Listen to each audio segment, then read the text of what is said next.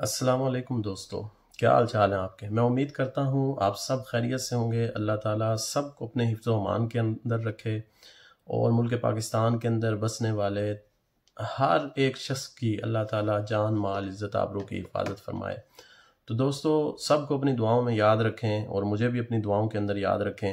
آج میں آپ حضرات کے ساتھ جو چیز شیئر کرنے جا رہا ہوں، انہوں نے بہت زیادہ جو بیوروکریسی کے اندر کام کیا، بہت زیادہ ملک کے اعلیٰ عہدوں کے اوپر وہ فائز رہے اور اعلیٰ شخصیات کے ساتھ انہوں نے کام کیا۔ قدرت اللہ شہاب صاحب نے ایک بک لکھی، ایک کتاب لکھی، شہاب نامہ۔ بہت سے لوگوں نے اس کتاب کو اگر پڑھا بھی ہے نا تو سرسری پڑھا ہے۔ میں اس لحاظ سے کہ جب آپ کسی سے پوچھتے ہیں کہ آپ قدرت اللہ شہاب کو جانتے ہیں، جی ہمیں پتہ ہے، انہوں نے ایک بک لکھی ہے شہاب نامہ۔ چونکہ وہ شہاب نامہ کافی طویل ہے، 803 4 صفحات ہیں غالباً اس کے، تو اس کے اندر ایک چھوٹی سی جو میں چیز آپ کے ساتھ شیئر کرنے چاہتا ہوں اس بک میں سے، وہ کیا ہے کہ ایک پیراگراف ہے قائم کیا تھا جو اس وقت گورنر جنرل پاکستان تھے، غلام محمد صاحب کو۔ تو ان کے حوالے سے ایک چھوٹی سی بات انہوں نے لکھی ہے کہ میں آپ کو بتانا چاہتا ہوں کہ ملک پاکستان چل کیسے رہا ہے، اور یہ آج سے نہیں ہے، یہ شروع دن سے ہی ایسے چل رہا ہے۔ دکھایا کچھ جاتا ہے، ہوتا کچھ ہے۔ پاور کے اندر کوئی ہوتا ہے، لوگ کسی کو پاور میں سمجھتے ہیں، لیکن پیچھے کچھ اور چل رہا ہوتا ہے، پیچھے کچھ اور ہوتا ہے، حقیقی پاور کسی اور کے پاس ہوتی ہے۔ تو اس حوالے سے 1954 کے اندر یہ وہ حالات تھے کہ جب جو گورنر جنرل صاحب تھے، انہوں نے ایک اسمبلی کو ڈسمس کیا تھا اور ملک کے اندر ایمرجنسی نافذ کر کے سارے اختیارات، چونکہ اسمبلی نے ان سے اختیارات واپس لے لیے تھے، تو انہوں نے وہ دوبارہ اختیارات، بلکہ زیادہ اختیارات انہوں نے جو پہلے گورنر جنرل کو حاصل سے اس سے بھی زیادہ اختیارات انہوں نے حاصل کر لیے۔ تو وہ ایک پیراگراف میں نے آپ کے لیے سلیکٹ کیا ہے، آپ اسے پڑھیں۔ چھوٹی سی ہے لیکن اس کے اندر بڑی تہ دار چیزیں ہیں۔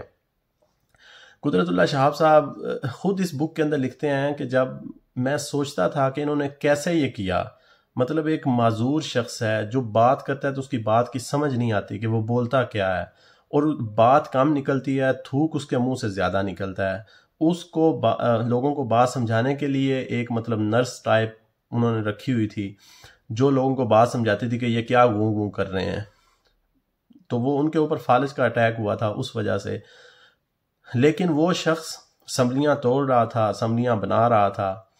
تو وہ قدرت اللہ شہاب صاحب کہتے تھے، میں کہتا تھا کہ اس کے پاس کیا پاور ہے کہ یہ کیسے یہ ایسا کر رہا ہے۔ تو اس حوالے سے انہوں نے ایک نوٹ لکھا، کتاب کے اندر وہ بات لکھی کہ میرے چارج لینے کے چند روز بعد نومبر میں کراچی میونسپل کارپوریشن نے گورنر جنرل کو ایک استقبالیہ پر مدعو کیا۔ اس استقبالیہ سے چند گھنٹے قبل مجھے انٹیلیجنس کی ایک اسپیشل رپورٹ موصول ہوئی جس میں یہ خدشہ ظاہر کیا گیا کہ جب گورنر جنرل کارپوریشن کے استقبالیہ میں شریک ہونے جائیں گے تو راستے میں شاید کچھ لوگ ان کے خلاف مظاہرہ کریں اور مخالفانہ نعرے لگائیں۔ میں اس رپورٹ کو فوراً مسٹر غلام محمد کے پاس لے گیا۔ اسے پڑھتے ہی ان کا رنگ زرد پڑ گیا۔ وہ کچھ دیر سناٹے کے عالم میں رہے، پھر بولے کہ میں یہ رپورٹ لے کر وزیر داخلہ اسکندر مرزا اور وزیر دفاع ایوب خان کے پاس جاؤں۔ اور ایوب خان صاحب، آپ کہیں گے کہ وزیر دفاع، وہ تو جنرل تھے پاکستان کے۔ یہ جو ایمرجنسی لگائی تھی غلام محمد نے، اس سے یہ ایمرجنسی لگی تھی تو اس کے بعد یا اس سے پہلے ہی ان دونوں احباب کو، صاحبان کو، ایک کو وزیر داخلہ اور دوسرے کو وزیر دفاع انہوں نے نامزد کر دیا تھا۔ حالانکہ اس بات کے جواب میں ایوب خان صاحب نے اپنی کتاب کے اندر لکھا ہے کہ جب انہوں نے مجھے یہ دکھایا کہ آپ اس کے اوپر دستخط کریں تو میں نے کہا کہ یہ تو نقصان ہو جائے گا۔ وہ جو ٹپیکل باتیں ہوتی ہیں، کہ جی میں بڑا اچھا تھا، وہ تو مجھے انہوں نے گھسیٹ دیا سیاست کے اندر۔ حالانکہ یہ ایسی کوئی بات نہیں تھی، یہ سارا پری پلان تھا، ورنہ ایوب خان ایک منٹ کے اندر انہیں کہتے کہ مسٹر شٹ اپ اینڈ اس کو اسمبلی کو کام کرنے دو۔ لیکن وہ چونکہ چاہتے تھے یہ کہ ایسا کریں، گالیاں بھی غلام محمد کو پڑھیں اور حکومت کے اندر بھی ہم آ جائیں مسیحا بن کر، کیونکہ یہ ہمیشہ مسیحا بن کر حکومت کے اندر آتے ہیں۔ تو اسکندر مرزا صاحب کے دفتر پہنچ کر قدرت اللہ شہاب صاحب کہتے ہیں، میں نے انہیں انٹیلیجنس کی رپورٹ دکھائی اور گورنر جنرل کا پیغام سنایا۔ اپنے مخصوص انداز میں اسکندر مرزا نے کھسی ہنسی خوب ہنسے اور بولے، بڈھا بہت زیادہ ڈر گیا ہے۔ مطلب وہ یہ ایکسیپٹ کر رہے تھے کہ ایسا ہوگا، ابھی ہمارے پاس آئیں گے وہ. اس قدر خوف کی بات نہیں. چلو ایوب سے چل کر بات کرتے ہیں. اسکندر مرزا صاحب کی گاڑی میں بیٹھ کر ہم ایوب خان کے پاس چلے گئے.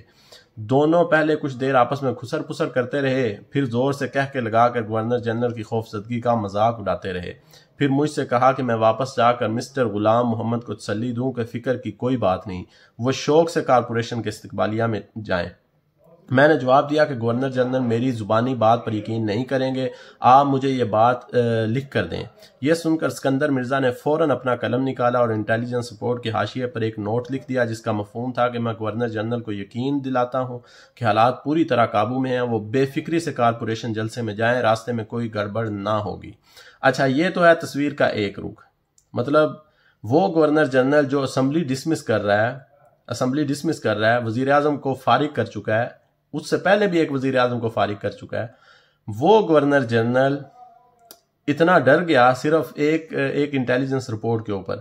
اچھا، اب اس کے بعد اب اس گورنر جنرل کا آپ روپ دیکھیں گے جو ایک انٹیلیجنس کی رپورٹ سے ڈر گیا تھا. پھر وہ تیسرے پہر قدرت اللہ شاہ صاحب کہتے ہیں مسٹر غلام محمد کے ساتھ ان کی کار میں بیٹھا اور ہمارا قافلہ کراچی کارپوریشن کی طرف روانہ ہوا. ہمارے آگے پیچھے مسلح پولیس کی اتنی کثرت تھی کہ معلوم ہوتا تھا کہ ہم کسی جلسے میں استقبالیہ میں شرکت کے لیے نہیں بلکہ کوئی مورچہ فتح کرنے جا رہے ہیں. سڑکیں سنسان پڑی تھی، اکا دکا راہگیروں کو بھی پولیس لاٹھیوں سے کھود پڑ کر گلی کوچوں میں بھگا رہے تھے. رستے میں اس قدر امن و امان دیکھ کر مسٹر غلام محمد یکدم شیر ہو گئے. انہوں نے اپنی چھڑی کا ہینڈل میری پسلیوں میں چبو کر مجھے اپنی طرف متوجہ کیا اور انٹیلیجنس والوں کو موٹی سی گالی دے کر کہا، کہاں مر گئے میرے خلاف مظاہرہ کرنے والے. تو یہ سوچ ہوتی ہے اور یہ مائنڈ سیٹ ہوتا ہے.